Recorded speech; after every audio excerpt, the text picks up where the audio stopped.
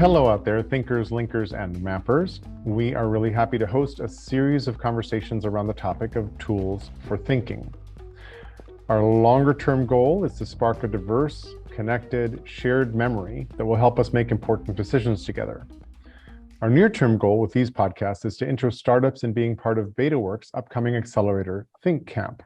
Betaworks is a New York City-based incubator and accelerator. They've run 7 camps before on topics from bots to synthetic media and voice interfaces. You can find out more about Think Camp in this domain, this whole area, by going to betaworks.com/camp, all lowercase.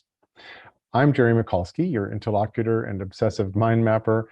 This is our first episode, so I'm talking with John Borthwick, the founder and head of Betaworks, to describe this sector and our hopes for it.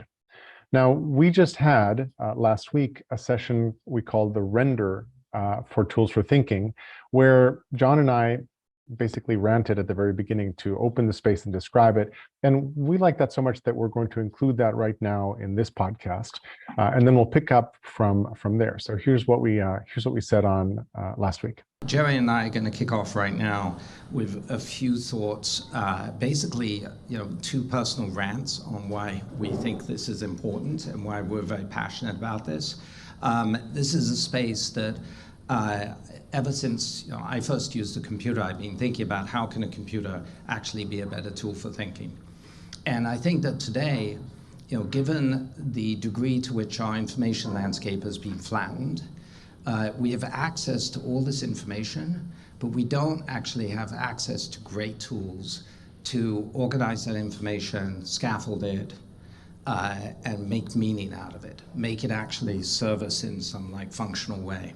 And so I think that sort of, to me, is the crux of why I think we need better tools for thinking. The word information actually in its roots comes from the formation of the mind. And I think we're, in today's world, we're sort of forming our minds to be sort of mass consumers and not great thinkers. Day in and day out and tool in and tool out, I'm thinking about how can I use this tool more or better, but not really how to take all the ideas from this specific, flow of information I'm looking at and organize it to help me actually construct my beliefs and how I think about the world. So that to me is sort of the essence of why I think this is important. I think the moment right now that we're in is also really important. We have, since, through COVID, last couple of years, we've seen sort of the broad development of graph databases. We're seeing NLP and machine learning get to a point that we can do really interesting things with large, tuned data sets. We're seeing tools in Web3 that allow us to have protocols funded and to have open protocols that could potentially mean that some of this data, all of this data, can actually be owned by the actual person who's thinking about it, and that it can be shared across multiple apps, instead of these sort of Web 1, Web 2 models that sort of have everything sort of siloed. So I think all of those things, and I would add on top of that I think that the visual access to tools for thinking are starting to get also interesting. We've seen some apps that are starting to do semantic spatial work that I think is super interesting. So as we move towards AR and VR and sort of the extension of the mobile device, I think we're going to have UI that's going to actually permit us to organize and think differently, and hopefully think better. So I think that this is very much needed. The time is very much now.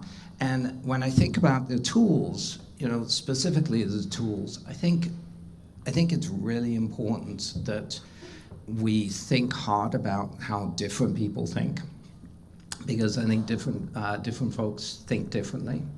And I personally, when I first came to and started using tools for thinking, I thought about them primarily as memorization tools, basically putting in things, making notes to remember them. And then I realized that I wasn't going back to the memories much, and so I sort of reverted to pen and paper and just simple things. because over time I realized, at least for me personally, that the associative function of a tool for thinking was actually more important than the memory function. So being able to take ideas, to scaffold them, to be able to associate them with one another, and then to just like let them simmer in my brain, because at least for me personally, one of the best tools for thinking I have is taking a walk or going to sleep.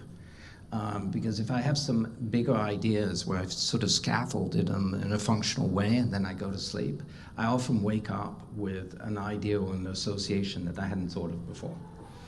And so I think that all of that is about better interfaces, better tooling, better use of the new technologies that I mentioned at the top. So I think that different tools for different folks is sort of central to how I think about this world that needs to emerge. So speaking about different folks, let me hand over to Jerry, who is a very different, he has a very different brain that I have, and he actually has two brains. And so he's going to show you both his wet and his dry brain. I love it. It's not a good pickup line in a bar, trust me. And I was introduced to my wife as Jerry has the world's largest brain. And I was like, oh, that's great. But it wasn't a romantic meeting. But we're going to see up on the screen, hopefully in a second. There we go. You're going to see this piece of software called the brain. And before I go there, you'll see me do this now and then. Jazz hands up means I agree with what's being said or I like it. This means I disagree. This means meh. Feel free to do that, and then you're not an audience anymore. We get to it gives us a little bit of a temperature feel for what's going on in the room. So this jazz hands, and I did this once in San Antonio with 50 military folks, and there was a colonel in full uniform like doing jazz hands. I'm like, this works. So I've put up here, I've created every node in this mind map is called a thought. This is a piece of software called the brain. It's proprietary software from a little company that's still alive in Los Angeles. I used to work for Esther, who's sitting over there in the room, and was her managing editor for the newsletter Release 1.0. And I was in the middle of writing an issue of the newsletter about link management and mind mapping, and I was very frustrated because the tools I saw were terrible. And then out of nowhere, this little company has this tool, and I started using it.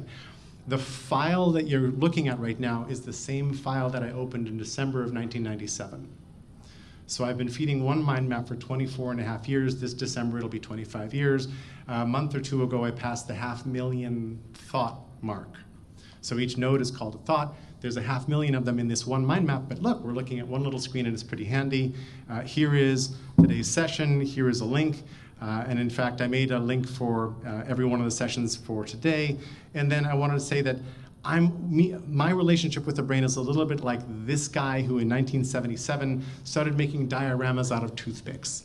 He had this obsession, and here's a whole collection of his dioramas. Here's the Palace of Fine Arts and a galleon and whatever, except I've been adding toothpicks to this mind map of what's out there, what I know and what I believe. And that's really important because there's opinions in here as well. I loved HyperCard. Anybody remember HyperCard? Raise your hand. Ooh, yes! HyperCard could have been the web. Raise your hand if you believe HyperCard could have been the web and Apple's really stupid. Meh, okay, good. And then I used Echo for a while, and then when the internet shows up, Echo falls apart, and then this pitch comes through. I was also an avid bubble charter, so the moment I saw this, I was really happy. Then I've had this long-standing sort of addiction to the tool, and I will do a demo of this tool in a couple sessions, so I won't go there. There's a little bit more to talk about there. But my use of the brain feels really unusual and useful because I have this aggregated memory, and very few people, most people I've seen who use mappy tools like MindJet or MindDomo, or there's 1,000 of them. So if I go to MindJet, for example, which has been around since 1998, and if I click on mind mapping, here's all the mind mapping companies I've heard of before. And that's just mind mapping. Here's visual search tools.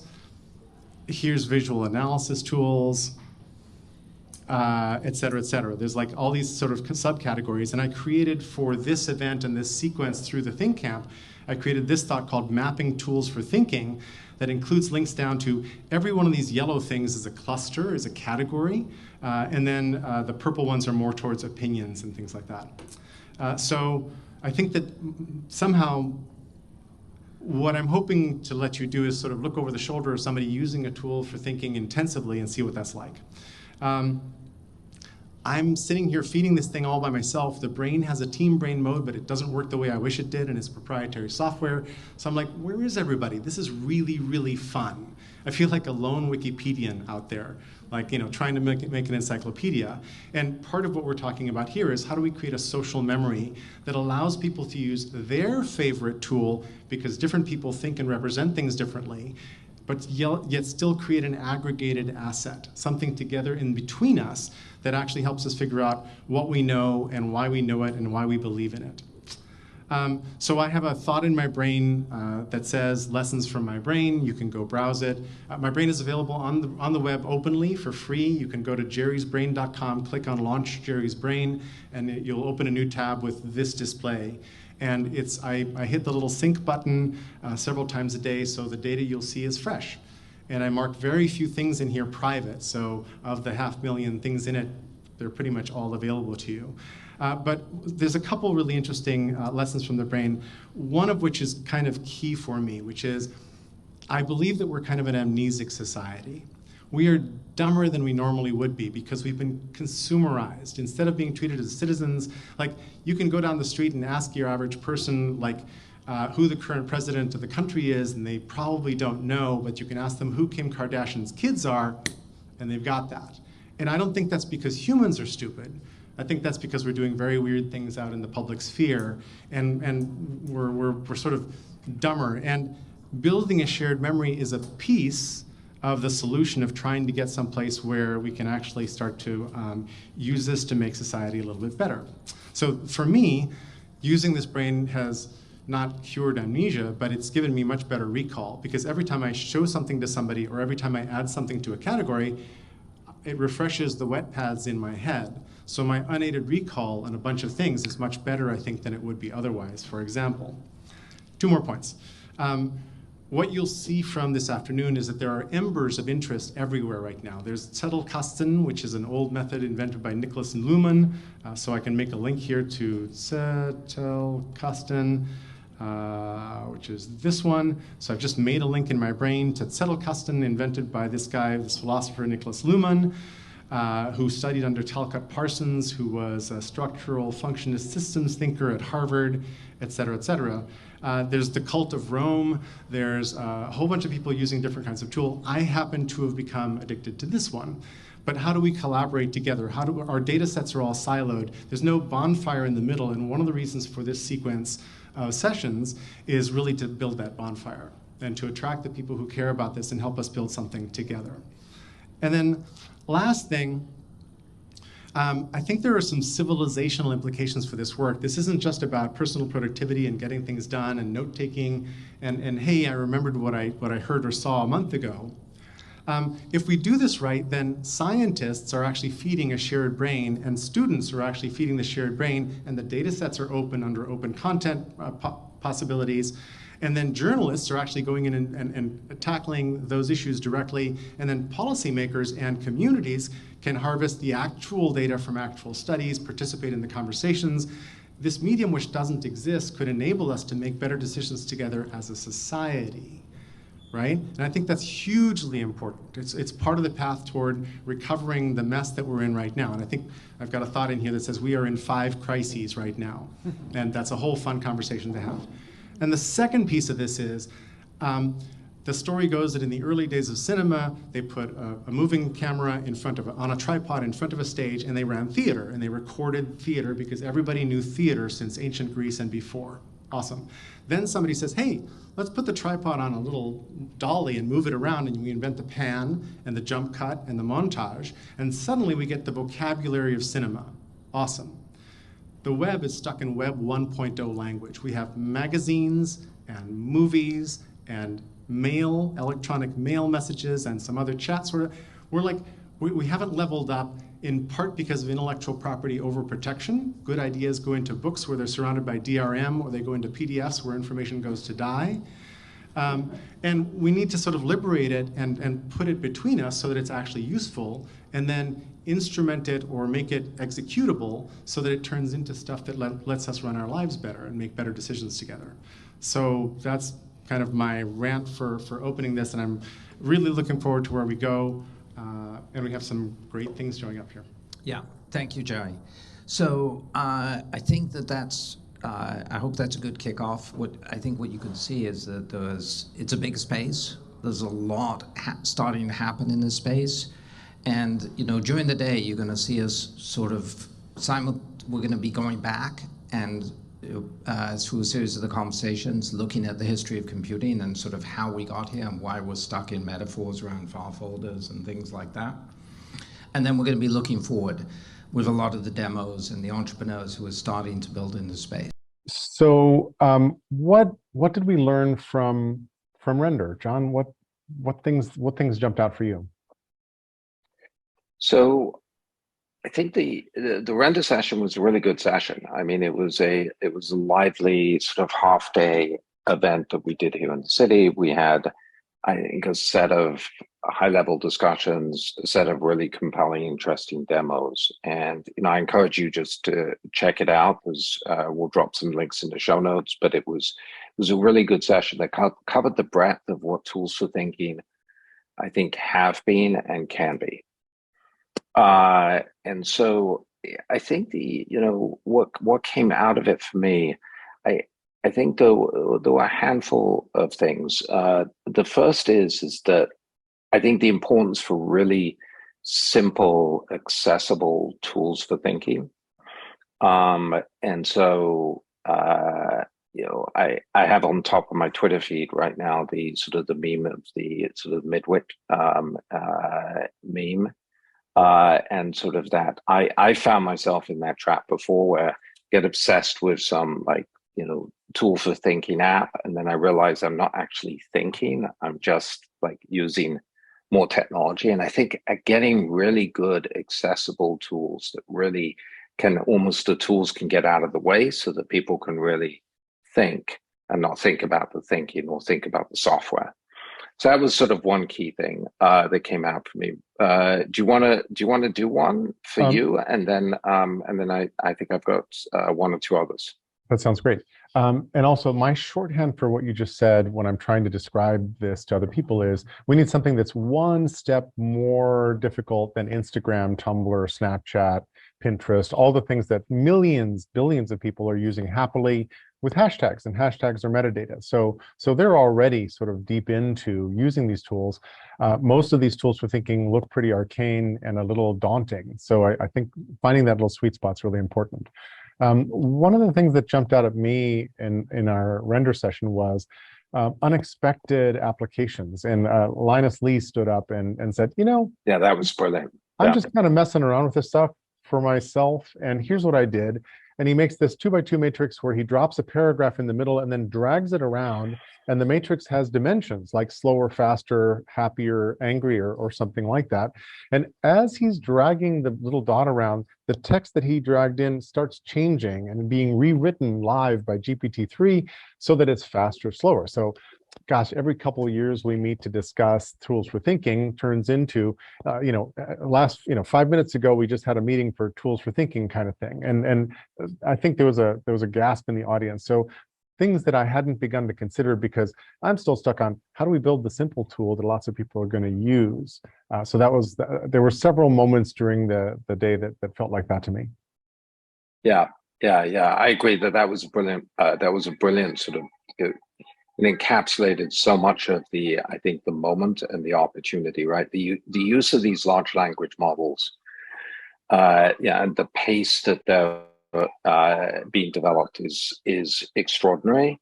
And since many of them are open source and they're being sort of co-developed with communities, I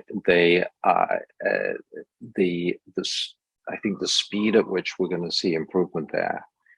And we've certainly seen the shift from GPT-2 to 3 was remarkable, and I think that we're now going to see sort of beyond that and other related tools that are going to be truly, I think, companions for thinking. Exactly. Also, when Alice Albrecht sort of pulled the curtain back and said, "Hey, if you're using these models, you have to think of your compute budget."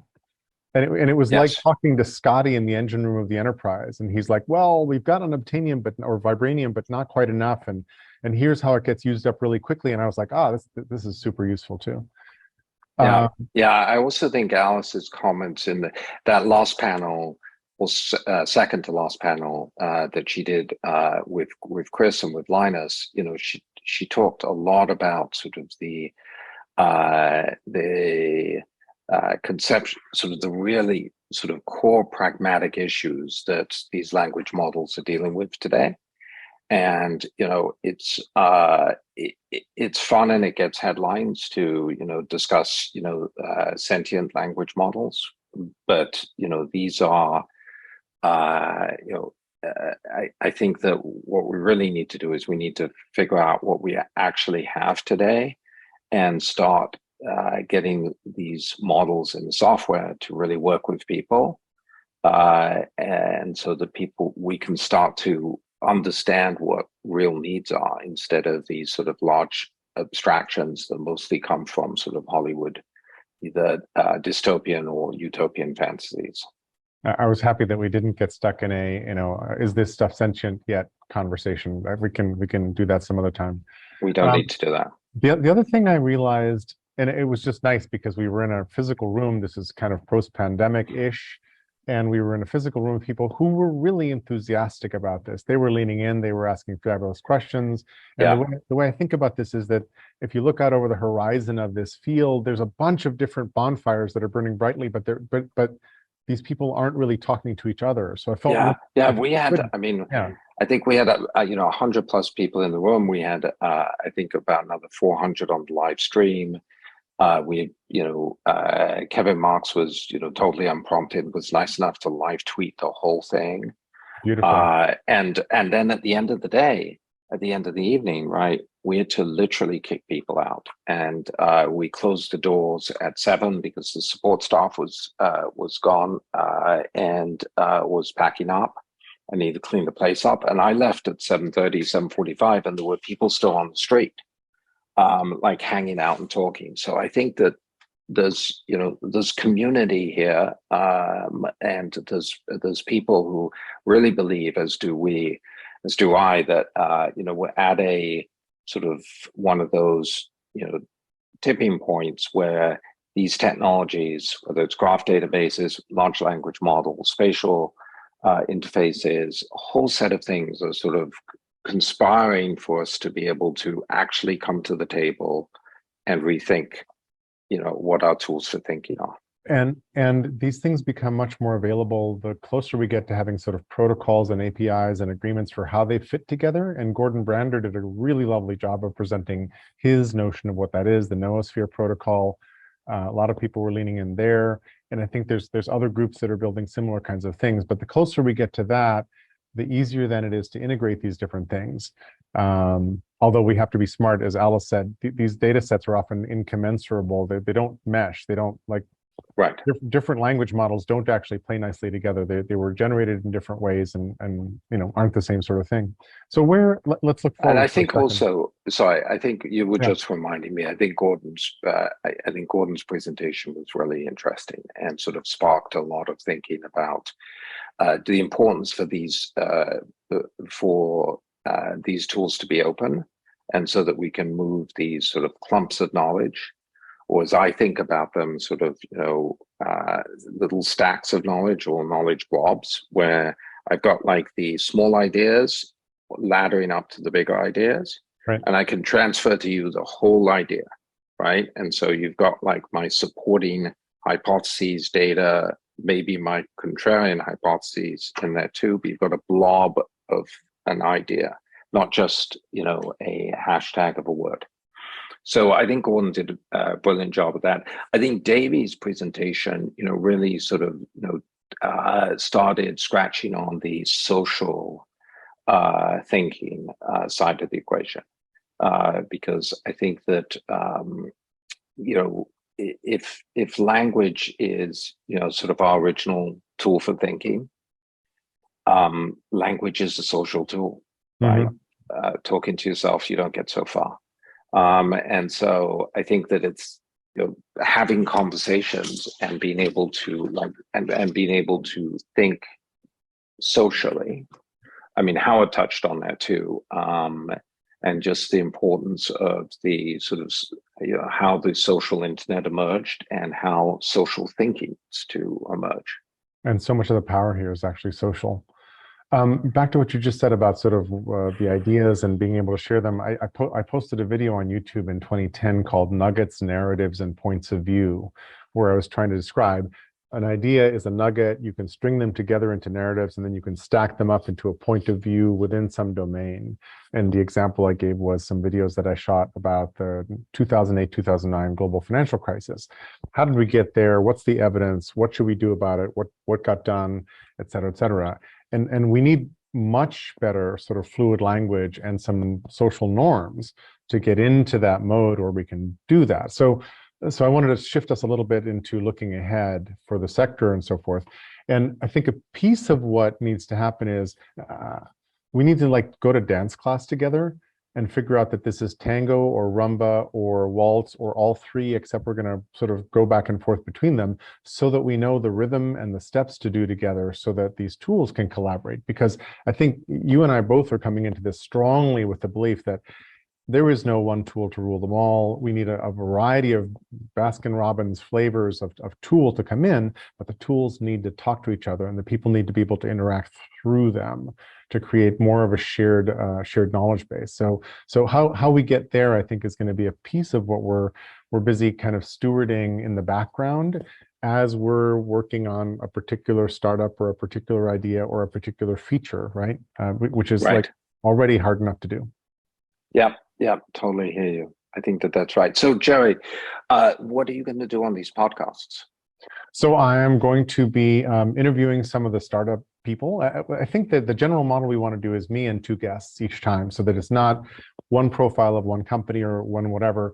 And it'll be a mixture of entrepreneurs who've got startups and some really interesting thinkers in the space. And there's a bunch of those to choose from, and some other people trying to figure out what does tools for thinking look like and how can we sort of stand this thing up together so that there's both a thriving startup economy and then an ecosystem of shared knowledge. So I'll be going through that in a series that at least we'll go through November, and then we'll see like how it's going at that point and maybe continue it. But, and we're going to do this every week? It'll be a weekly podcast, yes. Fantastic. And we're going to run it as a podcast, and we're also going to make the video available. So if people want to see the tool, because in many cases there's a visual component to these tools, we'll have the video also. So that's brilliant. My job and what I'm going to be doing is I will drop into these periodically where I can be helpful, but my real job is going to be to help source some diversity of interesting people and products in this space, because I think that as we go through the process of talking to a whole set of companies who are interested in the accelerator program, it's a great opportunity to see sort of the diversity of people who are coming into this space. Because I think that on one hand, you could think about this as a very narrow thing. A lot of people come to it, and when I say tools for thinking, they go on note taking. And then, you speak to somebody else and they say, oh, my best tool for thinking is meditation or cooking. Right. And so long walks in the forest. Yes. Yeah.